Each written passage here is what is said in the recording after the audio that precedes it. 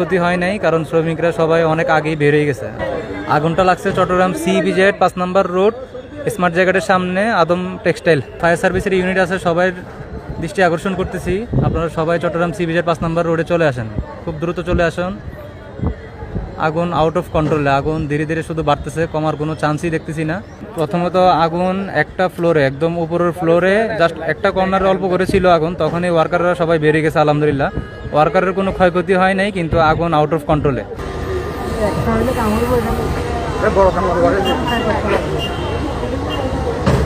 Chittagong CBZ 5 নম্বর রোডে ভয়াবহ আগুন, একটা ফ্যাক্টরিতে, আদমজি ফ্যাক্টরিতে ভয়াবহ আগুন।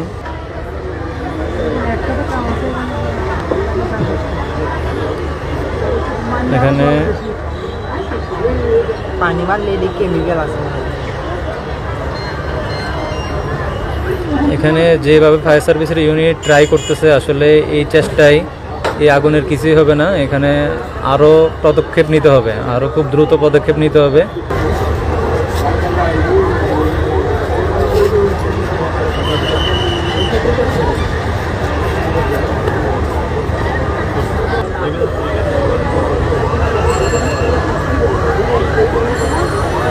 খুব বেশি সমস্যা হয়ে গেছে, একদম টপ ফ্লোরগুলোতে আগুনটা লাগছে, 7-8 তলা ফ্যাক্টরিতে।